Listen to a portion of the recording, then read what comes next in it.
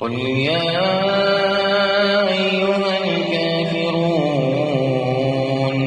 لا أعبد ما تعبدون ولا أنتم عابدون ما أعبد ولا أنا عابد ما عبدتم ولا أنتم عابدون ما أعبد لكم دينكم ولي دين.